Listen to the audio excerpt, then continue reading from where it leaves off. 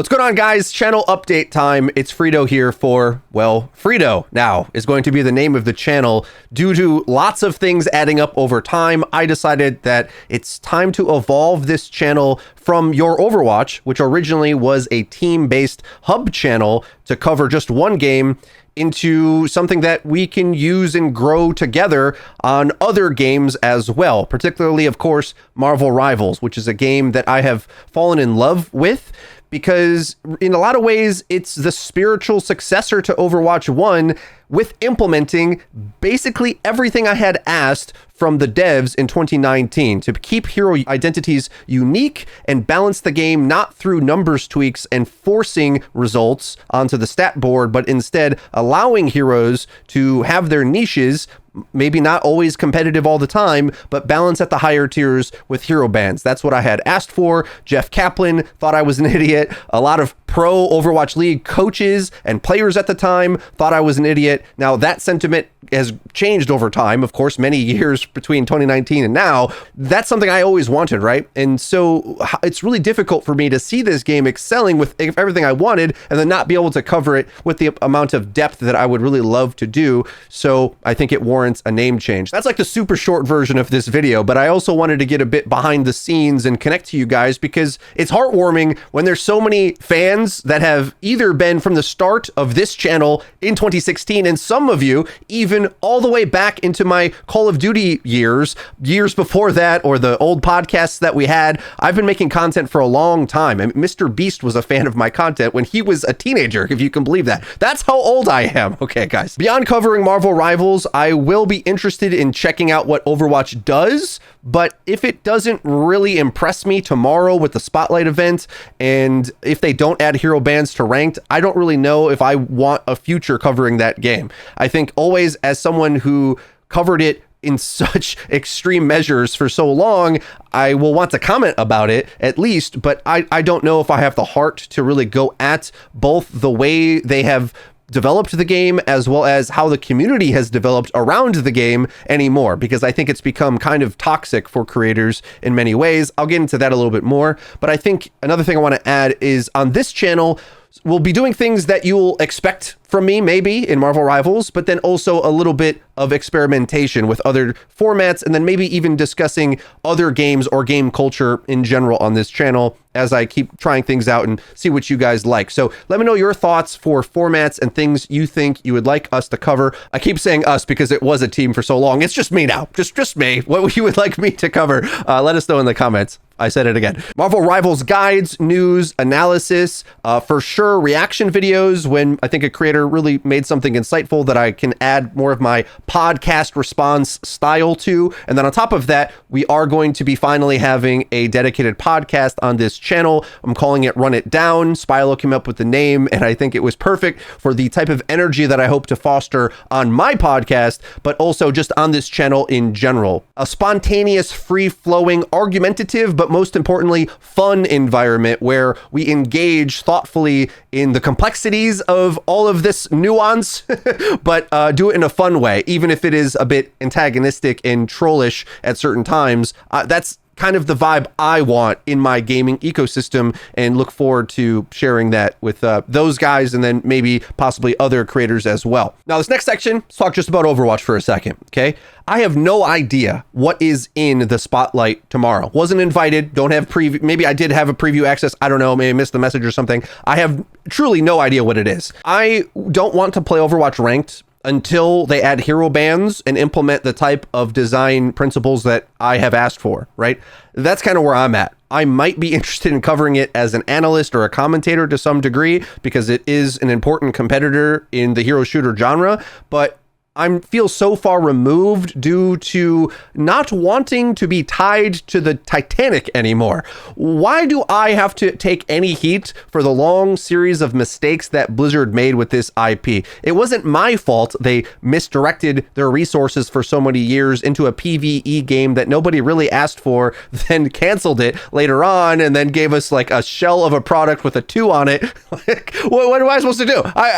None of us are to blame for that. Only Blizzard, right? I think the core fundamentals of the game are amazing, and being addicted to the hero kits, I really enjoyed playing Overwatch 2 for the majority of it, and as more of a casual attitude where I'm not expecting it to be balanced. A lot of people go into Overwatch 2 upset because it doesn't have the diverse balance that they would want at the highest tiers of play, but in my mind, that won't happen in 6v6 or 5v5 without hero bans. We'll see if they can do it without that. Maybe I'm wrong. Maybe they add layers of complexity, skill tree system, alternate ultimates. Who knows, right? The sky's the limit with what they can add to the game, but that's my opinion. There needs to be more complexity to shake it up. I'm sort of baffled that we have all signed on as a hardcore community to allow them to adjust Widowmaker's health up and down 10 points here or there every other few months, and then the hit scans range damage in by 10 meters, out by 10 meters, do the hokey pokey, and then hope the game plays better.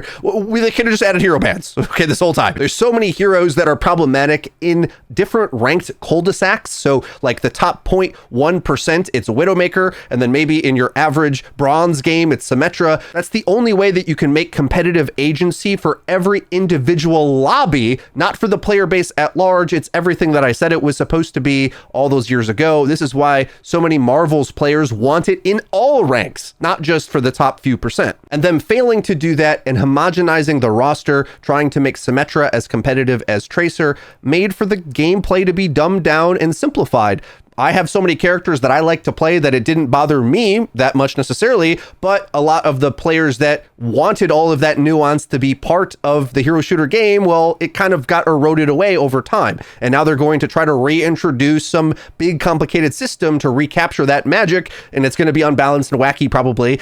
And then they're still going to have go back to square one, right? Like it's just a big dog chasing tail chasing car. I'm sick of it. So ultimately, the devs shot themselves in the feet with the Uzi, like over and over again. They kept shooting themselves in the feet over years and years between bad decisions, bad management, bad. But I also think that the Overwatch community has been a place that is toxic for content creators at this point, mainly because so many fans are upset at the devs that it gets channeled through the content creators and we become responsible as if we really have any say in anything. That's not really true. And I want to take the J3 drama as a bit of an indicator of what I mean. So J3 made a comment on stream that a fan took out of context directed at them particularly. Wasn't the case. It went viral with over 1.5 million views on Twitter. Jay saw that, got upset, defensive, said some harsh things. The fan got bullied by Jay's fans and then deleted the tweet or maybe deactivated Twitter, whatever.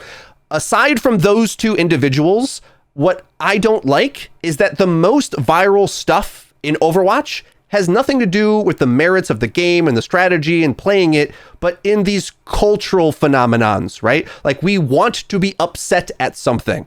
And when drama is the thing that is fueling your game, that's a huge problem and red flag for content creation. And what I've noticed over, especially my year or so debating the 6v6 problem, that the community has begun to eat itself. So rather than see different members of the community as equally minded players that want the best for the game, we now are antagonistic against each other when really we should be bonded together against the developers. That's what we should be doing, right? But we don't do that apparently. And everyone is in their own little silos thinking they have the best answer for the game. Meanwhile, it's this incredibly diverse game where no one is going to agree, in my opinion. That's what I've always said, right? And so it just makes it a hard place to navigate because I want to have meaningful conversations about these things. And I don't feel like that's been received well. Part of that is to blame on me and the way that I entered it and maybe my emotions coming through, things like that. Of course, yes, but it's also a toxic environment and just makes it hard to have these conversations.